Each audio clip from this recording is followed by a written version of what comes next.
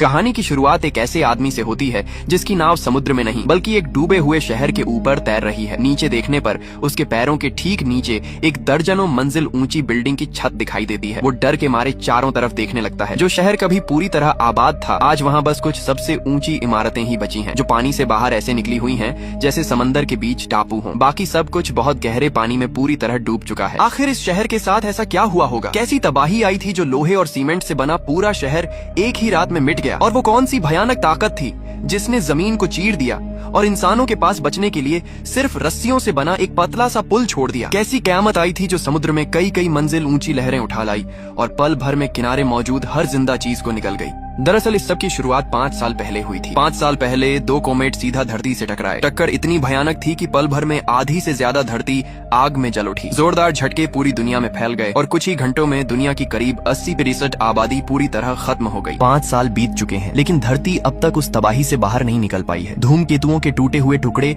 अब भी धरती के चारों ओर घूम रहे हैं, जैसे चलते फिरते बम जो कभी भी बिना चेतावनी जमीन पर गिर सकते हैं। जो लोग जिंदा बचे, उन्होंने फिर से जिंदगी शुरू करने की कोशिश की, लेकिन जल्दी ही उन्हें समझ आ गया कि ये दुनिया अब इंसानों को दूसरा मौका नहीं देने वाली। हर जगह फैली रेडिएशन सिर्फ 3 मिनट में एक स्वस्थ इंसान को मार सकती है। लेकिन हैरानी की बात यह है कि कुछ जगहों पर अब भी हरियाली बची हुई है, जैसे वहाँ कभी कोई तबाही आई ही न हो। उन साफ सुथरी जगहों को ढूंढना अब बचे हुए लोगों की आखिरी उम्मीद बन चुका है। जॉन अपने परिवार और कुछ दूसरे लोगों के साथ एक अंडरग्राउंड बंकर में किसी तरह जिंदा है, लेकिन बाहर की हालत दिन ब दिन खराब होती जा रही है। भूकंप लगातार आ रहे हैं और ज्वालामुखी कभी भी फट सकते हैं। बंकर में मौजूद सभी लोग जानते हैं कि ये जगह ज्यादा दिन तक सुरक्षित नहीं रहेगी। उन्हें जल्दी ही कोई दूसरा रास्ता ढूंढना होगा। एक दिन जॉन अपनी सेफ्टी सूट पहनकर फिर से बाहर निकलता है। रेतीले इलाके को पार करने के बाद अचानक उसे समुद्र दिखाई देता है। वो रेडियो पर साथियों को बताता है कि समुद्र किनारे कुछ लाइफ बोट्स खड़ी हैं और उससे भी आगे पानी के बीच एक पुराना जंग लगा हुआ वॉरशिप चुपचाप तैर रहा है। जॉन जहाज के नीचे बने एक टूटे हुए हिस्से से अंदर घुसता है। पूरी जहाज छान मारने के बाद भी